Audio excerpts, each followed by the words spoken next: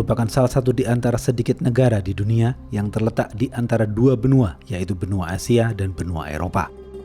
Posisi strategis ini membuat Turki menjadi negara yang selalu diperhitungkan di dunia internasional. Lebih dari itu, sosok Presiden Turki, Recep Tayyip Erdogan, juga turut serta membuat Turki semakin intens menjadi bahan pemberitaan dunia. Di bawah kepemimpinan Erdogan, Turki menjelma menjadi negara yang memainkan peran kunci dalam isu-isu internasional, khususnya di kawasan Timur Tengah dan Eropa. Erdogan memang sangat populer, baik itu di kancah nasional maupun internasional. Di tingkat domestik, Erdogan memiliki pendukung setia yang selalu hadir dalam jumlah yang besar setiap kali ia harus berhadapan dengan momen-momen krisis seperti upaya kudeta dan lain-lain. Erdogan adalah magnet yang mampu mengumpulkan massa hingga 1 juta manusia dalam sehari di lapangan Yeni Kapı, Istanbul. Siapakah Recep Tayyip Erdogan? Apa yang membuatnya begitu dicintai banyak orang? Mari kita mengenal lebih dalam Recep Tayyip Erdogan.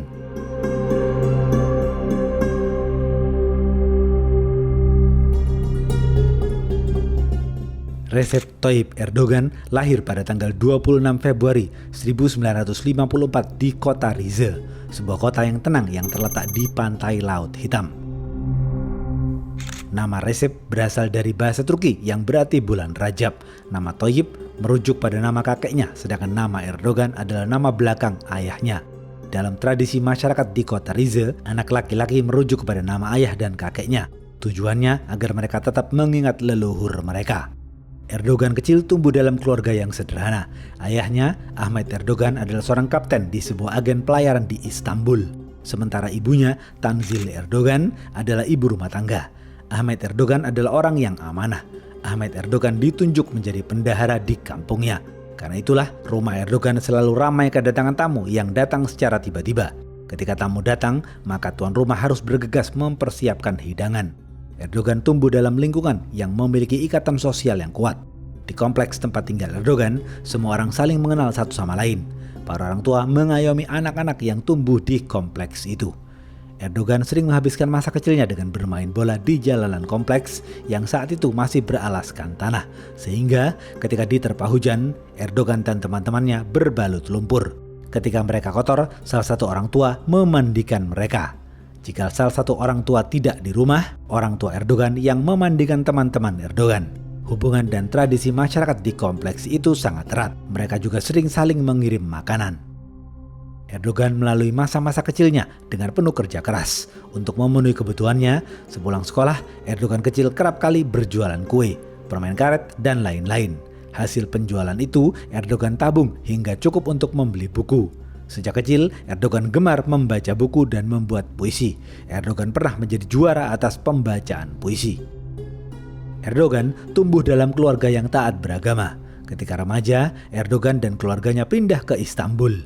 Ketika SMA, Erdogan bersekolah di sekolah agama. Alumni di sekolah itu umumnya mampu berbahasa Arab dan memiliki pengetahuan agama yang mumpuni. Banyak dari lulusan di sekolah itu bekerja di kantor Kementerian Urusan Agama.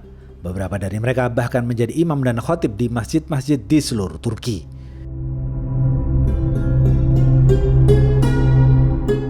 Di usianya yang masih muda, pengetahuan Erdogan akan ilmu agama membuat guru dan teman-temannya memberi julukan Hoca atau Ustadz. Erdogan selalu aktif dalam sejumlah kegiatan seperti olahraga, syair, debat, dan kegiatan lainnya. Kecerdasan yang dimilikinya membuat Erdogan menjadi teladan yang baik bagi teman-temannya. Seperti umumnya masyarakat di Turki, mereka semua adalah penggemar sepak bola. Mereka semua terobsesi dengan sepak bola. Erdogan juga memiliki obsesi yang sama.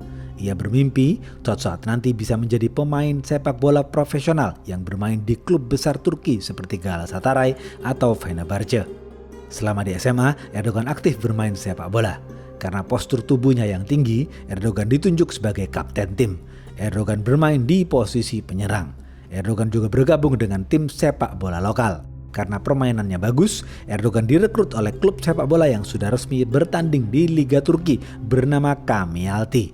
Karir Erdogan sebagai pemain sepak bola terus menanjak. Pendidikan di sekolah memiliki pengaruh yang sangat kuat dalam diri Erdogan. Di sanalah karakter Erdogan dibentuk. Erdogan bersekolah di sistem pendidikan berbasis keagamaan, namun sekolah juga mengajarkan nasionalisme pada setiap muridnya. Sejak era Ottoman hingga era Republik, sistem yang dibangun di dunia pendidikan Turki adalah bagaimana melahirkan generasi yang memiliki cita-cita besar menjadi pemimpin dunia, menaklukkan dunia, dan meneruskan cita-cita para leluhur mereka. Para murid juga diajarkan untuk selalu mengenang para pahlawan yang gugur dalam setiap peperangan, baik para sultan mereka yang gugur dalam penaklukan daratan Eropa maupun para pahlawan yang gugur dalam perang Gallipoli. Komandan perang Gallipoli adalah Mustafa Kemal Atatürk yang merupakan presiden pertama Turki. Setiap hari, anak-anak sekolah di Turki diwajibkan untuk menyanyikan lagu kebangsaan yang berjudul Istiqlal Marsi. Syair lagu itu menekankan kecintaan pada tanah air, memompa keberanian untuk menyerahkan hidup demi menjaga tanah air. Penulis syair lagu kebangsaan itu adalah Mehmet Akif Ersoy. Beliau adalah penyair yang lahir di era Ottoman. Setelah lulus SMA, Erdogan kuliah di Sekolah Tinggi Ekonomi dan Bisnis Aksaray di Istanbul. Sejak mahasiswa, Erdogan membangun karir politiknya lewat proses penempaan dalam gerakan-gerakan mahasiswa. MTTB atau Milli Türk Talebi Birliği adalah organisasi mahasiswa terbesar di Turki. Erdogan bergabung dalam organisasi tersebut. Arah perjuangan organisasi MTTB adalah membela nilai-nilai kebangsaan Turki sekaligus melestarikan budaya Turki Utsmani yang sudah mengakar dalam kultur masyarakat Turki. Mereka juga memperjuangkan prinsip-prinsip demokrasi dan menjadi gerbong utama menentang komunisme di Turki. Salah satu rekan Erdogan di MTTB bernama Bekir Yildiz mengatakan, "Kami mempraktikkan ajaran-ajaran Islam, akan tetapi kami bukan kelompok Islamis." Organisasi MTTB memiliki visi mengajarkan semua anggotanya untuk mencintai tanah air dari hati yang terdalam. MTTB juga mengajarkan untuk tetap taat pada ajaran agama dan menjunjung tinggi loyalitas kepada pusaka, berbakti kepada masyarakat, bangsa, dan kebudayaan. Erdogan kerap tampil di podium-podium dan berbicara tentang masa depan Turki serta bagaimana membangun peradaban. Suatu hari, pasca Erdogan berpidato, Erdogan diperkenalkan oleh seorang wanita bernama Emin Gulbaran. Mereka berdua mempunyai kesamaan visi misi ke depan. Tanpa menunggu lama, Erdogan kemudian melamar Emin ke orang tuanya. Hubungan itu disetujui oleh keluarga besar mereka. Pada tanggal 4 Juli 1978, mereka berdua melangsungkan pernikahan. Setelah berkeluarga, Emin menjadi sosok yang mendukung semua aktivitas sang suami. Sebagai istri, ia kerap terlibat dalam kegiatan-kegiatan politik Erdogan. Mereka menjalani hidup dengan penuh pengertian. Dari pernikahan itu, mereka berdua dikaruniai 4 orang anak, yakni Bilal, Burak, Esra, dan Sumeye. 2 tahun setelah Erdogan menikah, tepatnya pada tahun 1980, Turki mengalami peristiwa kudeta militer. Sejak itu, Turki memasuki sebuah era di mana militer menjadi kekuatan dominan yang menguasai posisi-posisi penting di pemerintahan. Mereka tersebar di institusi pertahanan, pendidikan, dan institusi hukum. Tujuan utama keberadaan mereka di dalam pemerintahan untuk memastikan agar ideologi Mustafa Kemal atau Kemalisme tetap terjaga. Ketika kudeta terjadi, korban berjatuhan di kota-kota besar. Saat kudeta terjadi, Erdogan masih menyandang status sebagai mahasiswa. Selain menjadi mahasiswa, Erdogan juga menjabat sebagai ketua sayap pemuda partai MSP. Ketika menjabat sebagai ketua sayap pemuda partai MSP, Erdogan menciptakan sebuah metode untuk memperkuat pengaruh partai di level masyarakat dengan merangkul kelompok perempuan. Hal ini berhasil meningkatkan popularitas partai MSP. Setelah kudeta tahun 1980, partai MSP dianggap memiliki kontribusi terhadap kekacauan yang terjadi di Turki. Oleh sebab itu, partai MSP dibubarkan. Erdogan dan rekan-rekannya dilarang berpolitik. Bagi Erdogan, kudeta itu menjadi salah satu catatan penting dalam sejarah hidupnya. Ia menyaksikan sendiri kekacauan politik yang berakhir dengan pembubaran partainya. Pada tanggal 7 November 1982, Turki menggelar referendum yang bertujuan untuk mengesahkan sebuah konstitusi baru yang dibuat oleh militer. Setelah konstitusi itu disahkan, para politisi yang sempat dilarang berpolitik kini bisa kembali lagi terjun ke politik. Erdogan dan semua kader partai MSP kembali melakukan aktivitas politik. Namun, kali ini Erdogan muncul di publik sebagai kader partai RP yang merupakan transformasi dari partai MSP. Pada tahun 1984, Erdogan mendapat mandat untuk memimpin partai RP cabang kota Beylikdüzü. Kawasan itu merupakan basis wilayah yang selama ini menjadi tempat Erdogan berkiprah dalam gerakan sosial dan politik. Pada tahun 1989, Erdogan maju dalam pemilihan kandidat wali kota di kota Beyoklu dari partai RP. Dalam pemilihan, Erdogan mengarahkan loyalisnya yang berasal dari kaum pemuda dan perempuan. Mereka menyebarkan angket untuk mendengar pendapat publik. Model yang diterapkan Erdogan membawanya meraih suara signifikan. Namun, Erdogan kalah tipis dengan kandidat yang lain dari partai RP. Kendati kalah dalam pemilihan, kerja keras Erdogan diapresiasi oleh Ketua Umum Partai RP karena cara yang dilakukan Erdogan membuat Partai RP semakin dikenal. Model yang diterapkan Erdogan dijadikan contoh oleh Partai RP di cabang lain di seluruh penjuru Turki. Pada tahun 1994, Erdogan mencalonkan diri sebagai kandidat wali kota di Istanbul dari Partai RP. Kali ini, Ketua Umum Partai RP memilih Erdogan sebagai calon wali kota Istanbul dari Partai RP. Erdogan kemudian mulai melakukan kampanye. Setelah melewati proses kampanye yang panjang dan melelahkan, pada akhirnya kerja keras dan kesabaran itu membuahkan hasil. Erdogan meraih suara terbanyak dan menjadi pemenang. Erdogan menjadi orang nomor 1 di kota metropolitan Istanbul.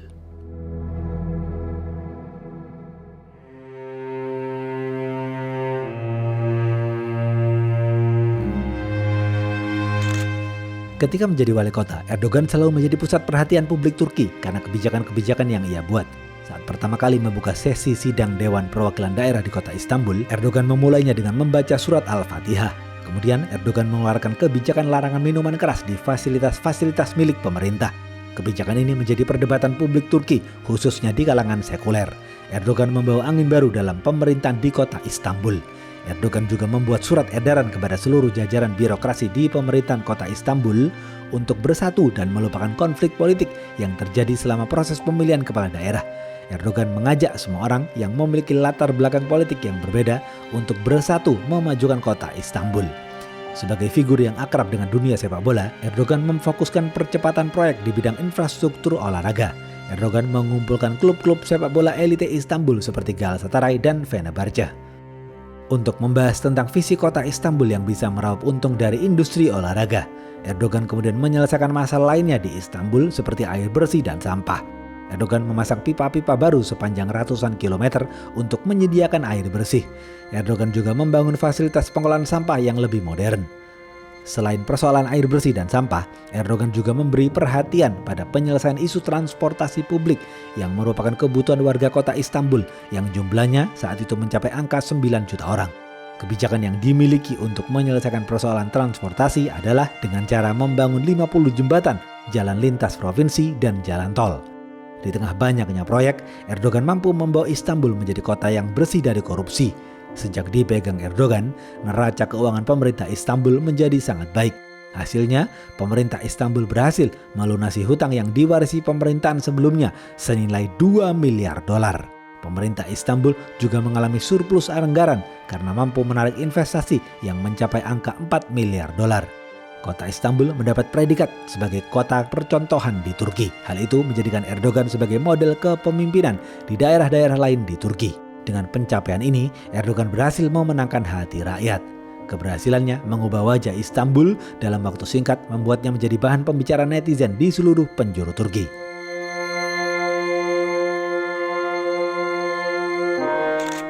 Erdogan juga dikenal adil terhadap semua kalangan. Erdogan memperhatikan kelompok agama minoritas untuk mendapatkan jaminan menjalankan ibadah secara bebas. Sejak dipimpin Erdogan, pemerintah Istanbul mengalokasikan dana untuk renovasi gereja dan sinagog yang ada di Istanbul. Erdogan semakin dicintai banyak orang. Antusiasme masyarakat semakin tinggi atas perubahan yang ditunjukkan oleh Erdogan. Namanya pun disebut-sebut berpotensi menjadi Perdana Menteri Turki di masa depan. Tingginya perhatian terhadap Erdogan membuatnya menjadi magnet baru di Turki.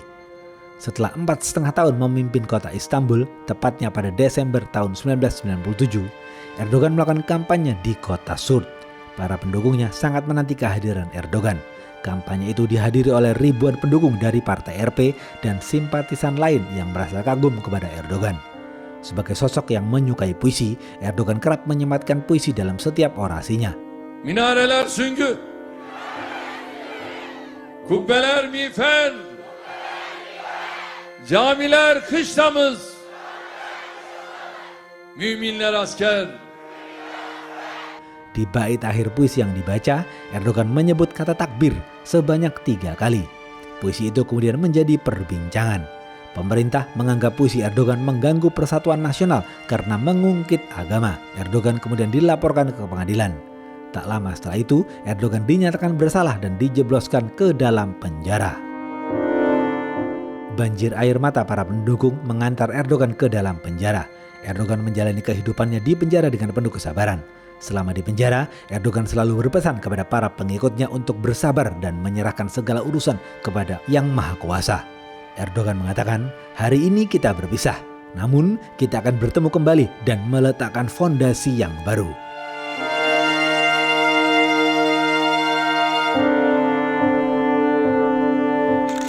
Vonis bersalah atas Erdogan seolah menjadi ajang untuk menghakimi Erdogan secara dramatis. Koran-koran mainstream beraliran nasionalis sekuler menulis berita-berita dengan nada sinis. Mereka menyebut karir politik Erdogan telah berakhir. Pada 26 Maret tahun 1999, Erdogan dibebaskan. Namun, setelah Erdogan dibebaskan, Partai RP dianggap melawan ideologi sekulerisme negara. Akhirnya, pemerintah militer membubarkan Partai RP. Erdogan tidak mempunyai wadah untuk berpolitik. Erdogan tidak berhenti sampai di situ. Erdogan menemui beberapa kalangan dan mengumpulkan orang-orang yang mempunyai visi misi yang sama. Pada tahun 2001, Erdogan dan teman-temannya mendirikan partai baru, yaitu Partai Keadilan dan Pembangunan yang disingkat Partai AKP. Teman-teman Erdogan diantaranya adalah Abdullah Gül, Bülent Aring, Ismail Kahraman, Mehmet Ali Şahin, Hüseyin Çelik, Kadir Topbaş, dan lain-lain. Erdogan kemudian ditunjuk sebagai ketua umum Partai AKP. Partai AKP menjadi entitas baru yang mampu menarik perhatian publik luas dan para politisi aliran tengah dan kiri. Beberapa orang penting bergabung dalam Partai AKP. AKP menjadi kekuatan baru yang sangat diperhitungkan sejak ia pertama kali dideklarasikan karena berhasil menghimpun berbagai macam latar belakang figur dan pemikiran. Erdogan mengatakan Partai AKP adalah Muhafazakar Demokrat atau Demokrat Konservatif. Kehadiran Partai AKP sebagai sebuah partai baru menawarkan alternatif pilihan bagi publik Turki yang telah frustasi dipimpin oleh rezim militer yang korup dan tidak memiliki kemampuan untuk mengatasi krisis ekonomi. Publik juga sudah bosan dengan elite sekuler yang dianggap gagal mengelola pemerintahan. Rakyat Turki berubah haluan dan memilih Partai AKP. Pada pemilu tahun 2002, secara mengejutkan Partai AKP memperoleh suara sebesar 34,29%. Kemenangan itu menjadi momen bersejarah bagi Partai AKP. Dengan raihan suara sebesar 34,29% itu, Partai AKP berhak membentuk pemerintahan tunggal. Tetapi, Erdogan sebagai pendiri sekaligus ketua umum harus menunda selebrasi kemenangannya karena sandungan status hukum kriminal yang dianggap masih melekat pada dirinya.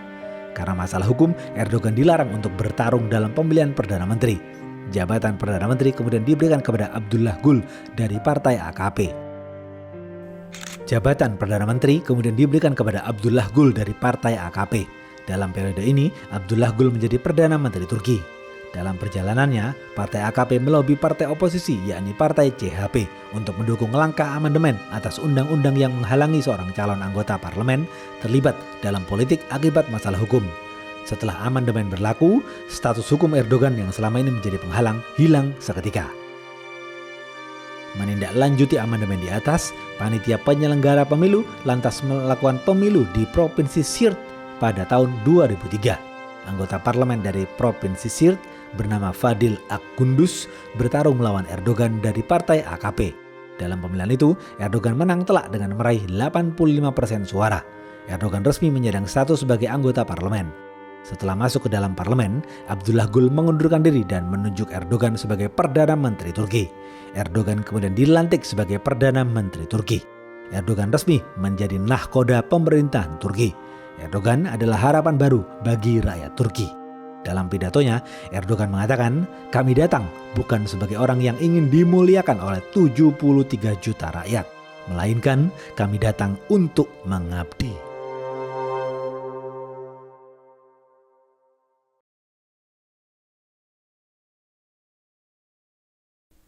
Sejak dilantik menjadi Perdana Menteri, Erdogan memfokuskan kabinetnya untuk memperbaiki ekonomi nasional di tengah badai krisis.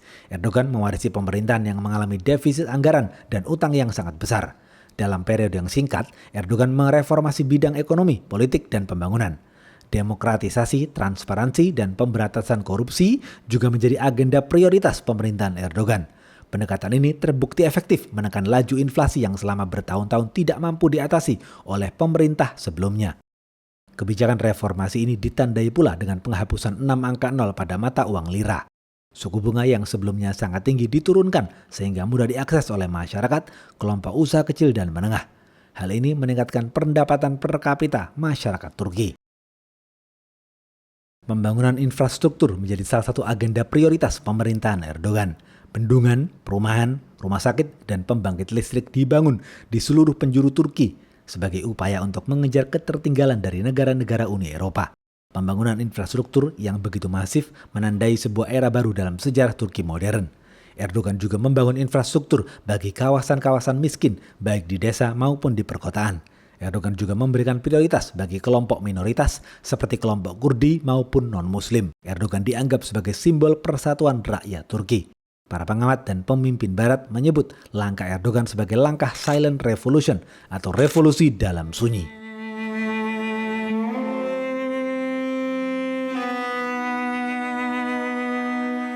Bismillahirrahmanirrahim. Erdogan merupakan sosok yang mengagumi kepribadian Nabi Muhammad SAW. Dengan kebebasan sejarah yang dimiliki bangsa Turki, Erdogan menghadirkan narasi baru yang ditujukan untuk membangkitkan kembali kebesaran sejarah Turki Utsmani sebagai penguasa dunia. Hal itu diwujudkan dengan melakukan reformasi kurikulum pendidikan. Isu pendidikan merupakan salah satu prioritas utama pemerintahan Erdogan. Pemerintah Turki mengalokasikan anggaran sangat besar untuk menopang proses transformasi pendidikan di Turki. Bentuk nyata dari komitmen pemerintah Turki adalah dengan mewajibkan semua warga negara Turki untuk mengenyam pendidikan 12 tahun dengan komposisi 4 tahun sekolah dasar, 4 tahun sekolah menengah pertama, dan 4 tahun sekolah menengah ke atas. Karakter Erdogan yang sederhana bisa berbaur dengan semua lapisan di masyarakat, membuatnya menjadi pemimpin yang semakin dicintai. Erdogan seringkali mencium tangan ibu-ibu tua di pinggir jalan sembari meminta doa dan juga mencium kening anak-anak yang sudah dianggap seperti anaknya sendiri. Erdogan juga seringkali duduk satu meja di kedai teh dengan para supir taksi. Hal itu menjadi potret kesehariannya.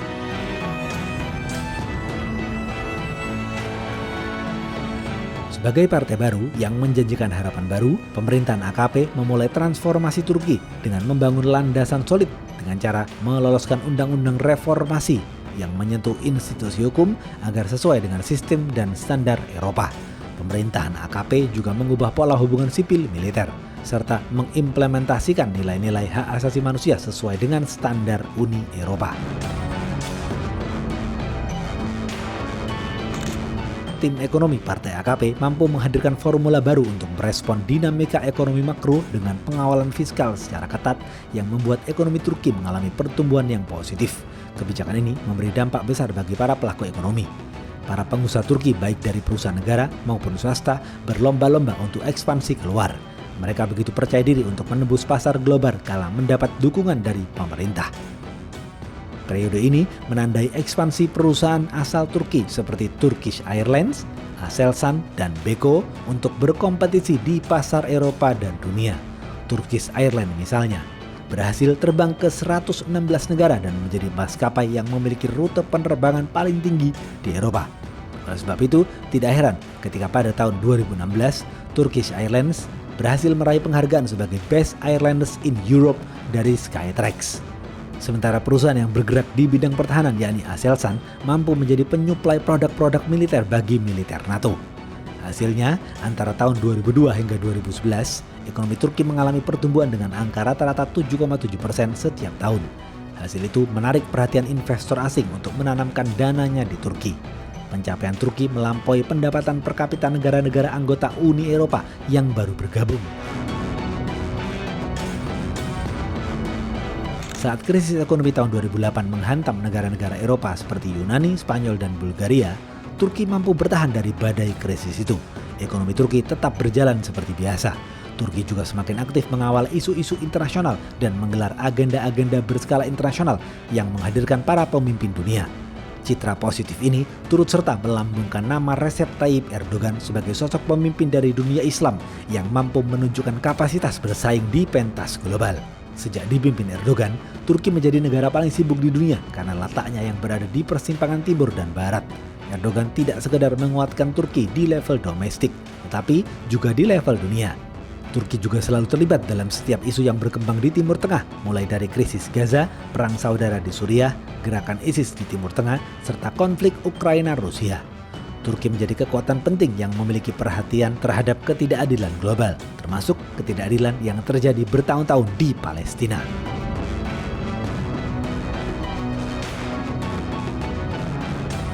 World Economic Forum adalah pertemuan para pemimpin dunia untuk membahas tentang ekonomi dan hambatan yang dihadapi negara-negara di dunia. Pada tahun 2009, WEF mengadakan forum di kota Davos, Swiss. WEF mendudukkan Erdogan, Perdana Menteri Israel Shimon Peres, Sekjen PBB Ban Ki-moon, dan Sekjen Liga Arab Amar Musa. Mereka membahas isu dinamika ekonomi dan politik. Dalam panel diskusi itu, Shimon Peres menyampaikan pidato yang seolah-olah tidak memiliki beban dengan jatuhnya banyak korban di Gaza. Israel terus menggelar operasi militer besar-besaran untuk menghabisi Palestina yang begitu lemah dan tak berdaya. Usai pidato melankolis Shimon Peres yang seolah menjadi korban dari serangan-serangan rudal Palestina, Erdogan menyampaikan interupsi untuk menyampaikan keberatannya. Erdogan adalah satu-satunya pembicara yang menyampaikan pandangannya secara tegas. Erdogan menyampaikan kalimat yang begitu pedas kepada Shimon Peres. Erdogan mengatakan kepada Shimon Peres, untuk urusan membunuh, Anda adalah ahlinya. Plajlardaki çocukları nasıl öldürdüğünüzü, nasıl vurduğunuzu çok iyi biliyorum.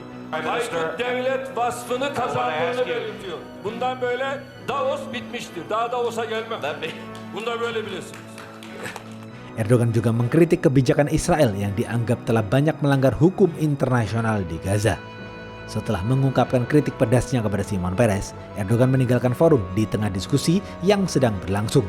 Erdogan melangkahkan kakinya dengan penuh percaya diri. Erdogan melakukan hal itu untuk mengirim pesan kepada dunia tentang sikapnya terhadap ketidakadilan yang dialami rakyat Palestina. Aksi boykot Erdogan itu mendapatkan sorotan dari berbagai media internasional. Peristiwa itu sekaligus membuka mata dunia tentang sosok pemimpin Turki yang baru, yakni Recep Tayyip Erdogan.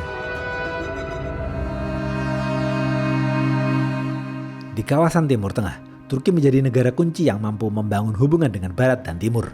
Pendekatan politik luar negeri Turki menjadikan Turki sebagai negara yang mampu menjadi mediator bagi negara-negara di kawasan Timur Tengah. Turki memperkenalkan konsep Zero Problem with Neighbors, yaitu menciptakan persahabatan dengan semua tetangga di kawasan Timur Tengah. Salah satu titik kulminasi yang membuat Turki dan Israel putus hubungan adalah insiden Mavi Marmara tahun 2010, di mana rombongan kapal pembawa bantuan yang hendak berlayar ke Gaza diserang oleh Angkatan Laut Israel. Akibat insiden penyerangan itu, hubungan Turki dan Israel terus memburuk. Turki langsung menarik duta besar mereka untuk Israel dan mengusir duta besar Israel dari Turki sebagai bentuk protes terhadap Israel.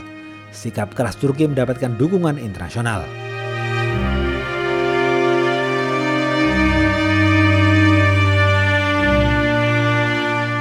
Pada tahun 2003, Presiden Amerika Serikat kala itu George W. Bush melakukan invasi ke Irak. Sebagai negara anggota NATO, Bush meminta Erdogan untuk mengirim bantuan berupa tentara pasukan Turki ke Irak.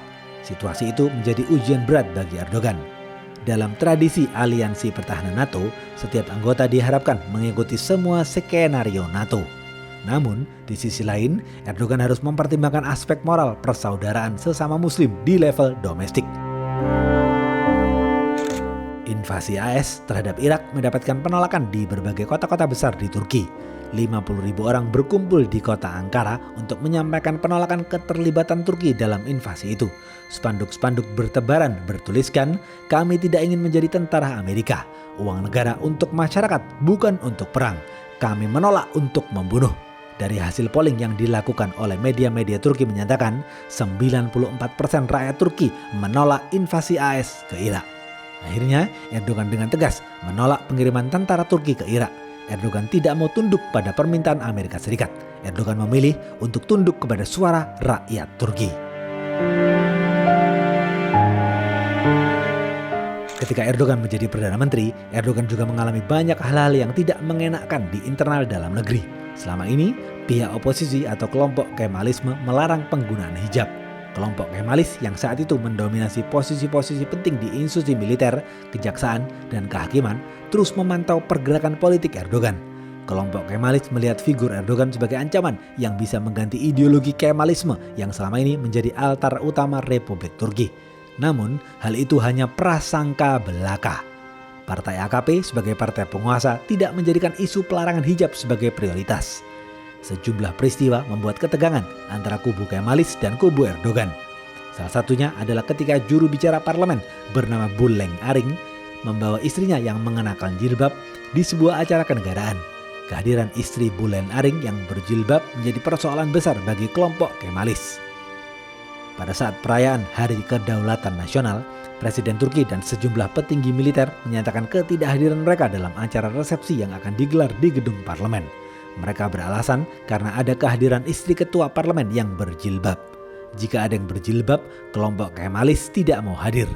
Bagi Erdogan, tentu saja hal itu merupakan diskriminasi. Namun, Erdogan tidak memaksakan diri untuk melawan.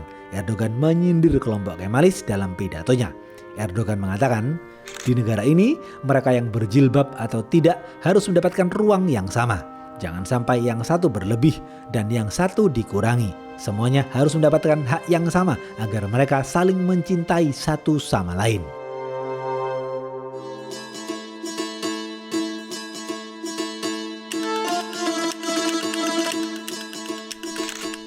Pada tahun 2014, setelah menjabat selama 2 periode, Erdogan akan mengakhiri masa jabatannya sebagai Perdana Menteri Turki.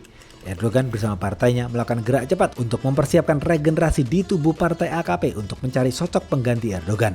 Pemilik figur pengganti Erdogan adalah pertaruhan bagi masa depan politik AKP sebagai partai dan kelompok Islam dalam kancah perpolitikan di Turki. Pertemuan para petinggi partai AKP akhirnya memutuskan untuk memberikan mandat kepada Ahmet Davutoglu sebagai ketua umum partai AKP menggantikan Erdogan. Sebagaimana tradisi politik Turki yang menganut sistem parlementer, pemimpin partai secara otomatis akan menjadi Perdana Menteri. Karir tertinggi seorang politisi di Turki adalah menjadi presiden. Sebab tidak ada lagi jabatan tertinggi setelah presiden. Pada pemilihan presiden tahun 2014, Erdogan mencalonkan diri sebagai presiden. Pemilihan presiden pada Agustus 2014 merupakan momen bersejarah bagi rakyat Turki karena untuk pertama kalinya mereka memilih presiden secara langsung. Sejak Turki resmi menjadi republik, setiap presiden dipilih oleh anggota parlemen. Presiden pertama Turki, Mustafa Kemal Atatürk, ditetapkan sebagai presiden oleh parlemen. Pada pemilu 2014, presiden dipilih langsung oleh rakyat. Saat Komisi Pemilihan Umum Turki mengumumkan hasil pemilu, Erdogan dinyatakan sebagai pemenang setelah meraih 51,70% suara. Erdogan unggul jauh dari pesaingnya yang berasal dari partai oposisi yang meraih suara 38,44%, sementara calon lain dari kelompok Kurdi hanya meraih 9,76% suara. Erdogan kemudian mengambil sumpah di hadapan Ketua Majelis Perwakilan Rakyat Turki atau TBMM yang saat itu dipimpin oleh Semil Sisek. Setelah resmi dilantik, Erdogan menjadi presiden ke-12 Turki. Erdogan langsung bekerja. Erdogan membangun basis kekuatan militer dan menyusun program jangka panjang untuk mengubah Turki. Namun, baru setahun menjadi presiden, Erdogan mendapatkan insiden yang tidak mengenakan. Pada November tahun 2015, militer Turki dengan jet tempur F-16-nya menembaki pesawat-pesawat tempur Rusia Sukhoi Su-24. Militer Turki berdalih penembakan itu bertujuan untuk menjaga kedaulatan udara mereka. Hal itu membuat Presiden Rusia Vladimir Putin naik pitam. Vladimir Putin mengatakan pasukan Rusia terbang di wilayah udara Turki untuk menumpas kelompok teror. Tindakan Turki seperti seorang kawan yang menusuk dari belakang. Dalam mengatasi masalah itu, Erdogan mengambil langkah dengan penuh hati-hati karena jika Erdogan salah mengambil langkah, insiden itu akan berpotensi menciptakan kekacauan dan perang. Puluhan juta rakyat Turki akan menanggung bebannya. Akibat insiden tersebut, Menteri Luar Negeri Rusia, Sergei Lavrov, yang direncanakan akan berkunjung ke Turki mendadak membatalkan agenda kunjungan sembari mempersiapkan manuver militer Rusia di kawasan laut Dardanelles. Untuk siap siaga. Kemarahan Putin membuat khawatir banyak pihak karena berpotensi menciptakan perang terbuka antara blok Rusia melawan aliansi NATO. Jika dilakukan perbandingan antara postur kekuatan militer Rusia dan Turki, tentu saja tidak sebanding. Sebab kekuatan militer Rusia setara dengan kekuatan militer seluruh anggota NATO.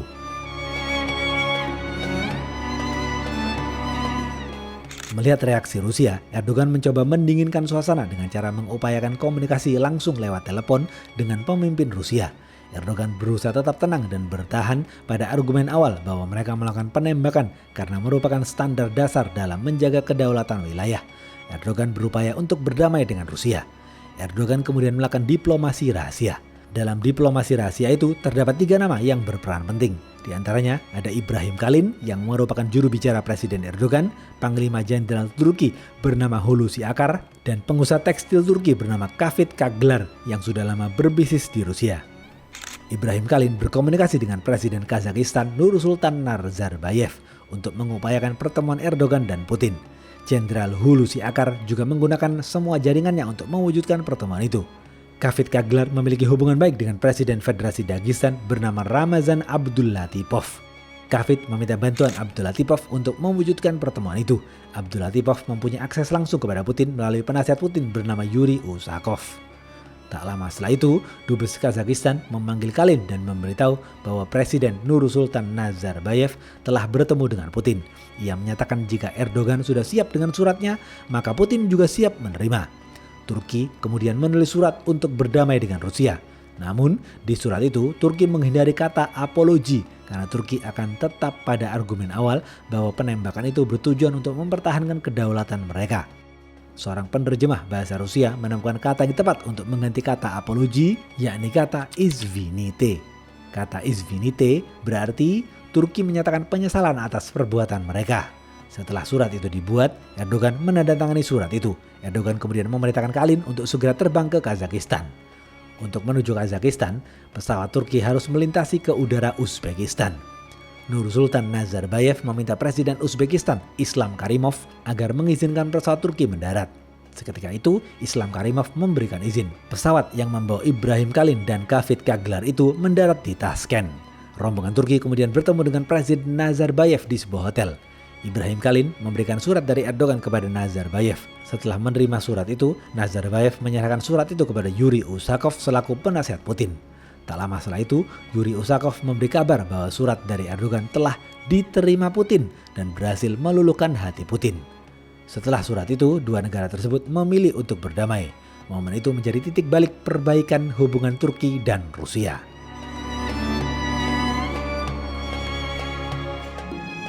Prosesi damai ditandai dengan kunjungan Erdogan menuju Saint Petersburg untuk memastikan bahwa niat berdamai bukan sekedar kata-kata yang tertulis dalam surat, melainkan benar-benar dari hati yang terdalam. Dari peristiwa itu bisa terlihat bagaimana kecerdasan Erdogan dan kepiawaian Erdogan dalam mengelola krisis ketika berhadapan dengan salah satu negara terkuat di dunia. Beberapa tahun kemudian, Erdogan berkunjung ke Rusia lagi. Dalam pertemuan itu, Putin terlihat mentraktir Erdogan es krim. Benim parayı da veriyorsun. За меня тоже заплатишь, да? Да, заплачу. Как ты же гость. Pertemuan Erdogan dan Putin itu membuat hubungan kedua negara semakin menguat. Beberapa bulan setelah berdamai dengan Rusia, Erdogan mendapatkan bencana demokrasi. Tanggal 15 Juli tahun 2016, militer Turki yang selama ini mampu dikontrol Erdogan mulai membelot. Beberapa tentara Turki melakukan kudeta.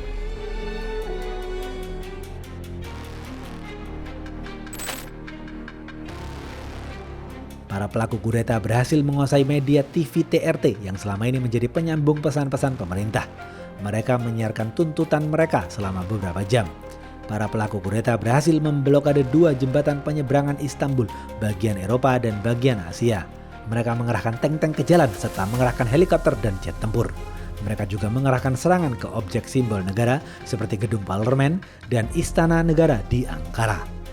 Erdogan kemudian muncul lewat sambungan FaceTime yang meminta rakyat Turki turun ke jalan untuk mempertahankan demokrasi. Rakyat Turki memilih berjuang bersama Erdogan. Mereka semua turun ke jalan melawan serdadu beserta tank-tank yang berkeliaran di jalanan. Seorang pria, parubaya, merebahkan tubuhnya di bawah roda tank sebagai simbol perlawanan yang kuat dari rakyat Turki. Para mama di Turki mengambil alih kemudi truk untuk melawan tentara pelaku kudeta. Malam itu, semua orang di Turki seolah bersiap mati demi tetap berjalannya demokrasi di Turki.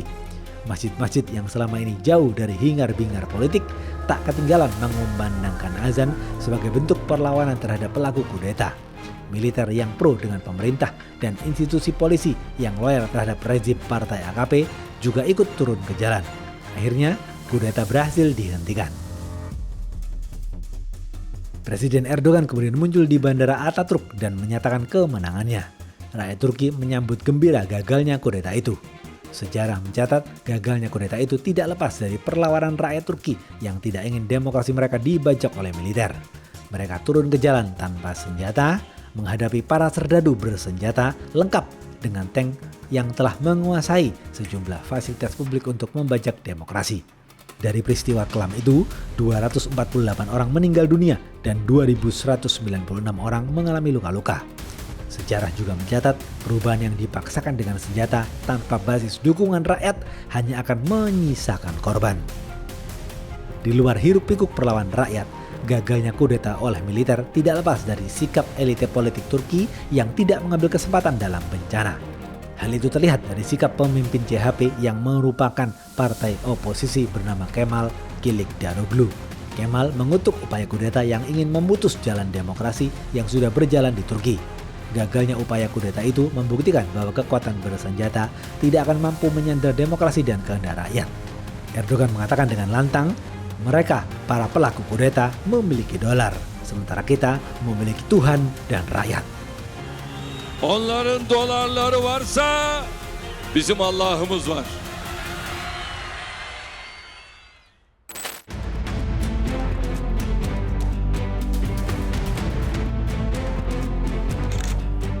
Turki memiliki hubungan sejarah yang kuat dengan Suriah. Di masa lalu, Suriah merupakan salah satu wilayah kekuasaan Imperium Turki Utsmani. Sejak runtuhnya dinasti Turki Utsmani, praktis hubungan antara keduanya menjadi hubungan negara dengan standar diplomasi modern. Sebelum Arab Spring terjadi, Erdogan memiliki hubungan baik dengan rezim Bashar Assad. Namun, gelombang revolusi yang berlangsung sejak tahun 2011 itu membuat Turki menentang pendekatan rezim Bashar Assad yang mempertahankan kekuasaan dengan membunuh jutaan rakyatnya sendiri. Pesan Erdogan kepada dunia Arab ketika Arab Spring berlangsung adalah negara-negara Arab harus membuka diri terhadap demokrasi. Sebab demokrasi sudah menjadi norma global. Ketika Arab Spring berhasil menumbangkan rezim diktator di Timur Tengah, Erdogan melakukan kunjungan ke Tunisia, Mesir, dan Libya untuk mempromosikan pencapaian Turki di bidang demokrasi. Erdogan berharap negara-negara di kawasan itu meniru model Turki dalam urusan demokrasi. Erdogan mengatakan menjadi muslim tidak menghalangi sebuah bangsa untuk mengimplementasikan demokrasi. Beberapa negara menerima nasihat Erdogan dengan menetapkan sistem demokrasi, tetapi tidak semua negara menerima nasihat Erdogan. Salah satunya adalah Bashar Assad. Bashar Assad menolak untuk memberlakukan demokrasi di negaranya. Bashar Assad tetap melakukan penyerangan menggunakan kekuatan militer kepada rakyatnya sendiri. Akhirnya, Erdogan berbalik dan memberi dukungan kepada kelompok oposisi. Bashar Assad menolak berkompromi dengan pihak oposisi dan mendeklarasikan perang dengan oposisi. Situasi ini berdampak pada hubungan Erdogan dan Bashar Assad. Erdogan memberikan Bashar Assad untuk mundur dan mempertanggungjawabkan perbuatannya yang telah membunuh rakyat sipil. Kebijakan luar negeri Turki di Suriah berfokus pada penyelamatan para pengungsi, penumpasan kelompok ISIS, dan menyelamatkan aset-aset bersejarah Turki.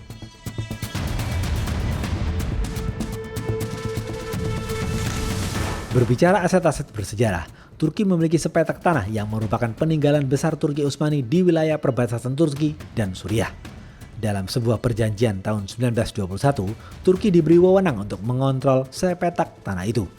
Sepetak tanah itu adalah makam Sulaiman Shah yang merupakan pendiri dinasti Turki Utsmani. Lokasi makam nenek moyang Turki itu berada tidak jauh dari kota Kobani di Suriah, berjarak sekitar 35 km dari perbatasan Turki. Selama ini, makam itu dijaga ketat oleh tentara Turki. Namun, ketika ISIS mencapai puncaknya pada tahun 2014, ISIS menciptakan kerusakan di sejumlah kota di Irak dan Suriah seperti penghancuran situs bersejarah di kota Palmyra. Karena khawatir dengan tindakan ISIS, Erdogan kemudian memerintahkan Panglima Tentara Turki untuk melakukan operasi rahasia untuk memindahkan makam Sulaiman Shah menuju wilayah Turki. Misi pemindahan makam itu berlangsung secara dramatis. Turki menggelar operasi di malam hari dengan potensi ancaman datang dari militer Suriah. Serdadu ISIS juga kerap kali muncul dengan serangan sporadis. Konvoi pasukan Turki dari kota Gaziantep menuju kota Kobane berlangsung secara diam-diam. Konvoi itu melibatkan 39 tank dan 57 senjata taktis melalui jalur darat di kota Kobane. langkah Turki tentu saja beresiko tinggi karena memasuki wilayah negara lain yang bisa berarti mendeklarasikan perang. Tepat pukul 9 malam, militer Turki melakukan pemindahan makam Sulaiman Shah. Beberapa jam kemudian, militer Turki berhasil memindahkan makam nenek moyang mereka ke wilayah Turki. Sehari setelah misi itu berhasil, Erdogan menyampaikan ucapan terima kasih kepada para prajurit Turki yang berhasil menyelesaikan misi itu. Erdogan mengatakan, siapapun yang mengganggu makam Sulaiman Shah berarti mengganggu kedaulatan Turki. Mereka akan mendapat balasan dari militer Turki. Dari peristiwa itu terlihat jelas bahwa Erdogan akan melakukan apapun demi melindungi sejarah dan harga diri bangsa Turki.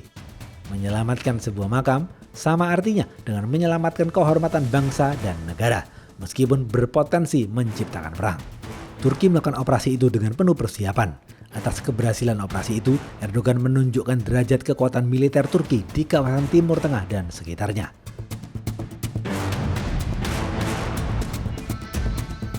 Tampilnya Erdogan di mata dunia menjadi penenang bagi umat Muslim. Erdogan dianggap sebagai penyumbang suara dunia Islam. Erdogan adalah sosok pemimpin yang memegang prinsip bahwa menjadi penguasa bertujuan untuk mencari ridho Allah. Dalam istilah Turki disebut Allah Reza Ishin. Sukses yang dicapai oleh Turki di bidang ekonomi, politik, dan militer menjadi inspirasi bagi dunia Islam. Figur Erdogan begitu disegani di kawasan Timur Tengah dan dunia Islam. Sikap Erdogan yang tegas dalam membela korban perang di Palestina, Myanmar, Rusia, dan negara-negara lainnya mengobati kerinduan umat Muslim di berbagai belahan dunia akan kehadiran seorang pemimpin yang mampu bersuara mewakili perasaan mereka. Karena dunia Islam telah lama kehilangan idola yang mampu menyuarakan suara hati mereka tentang ketidakadilan di tatanan dunia.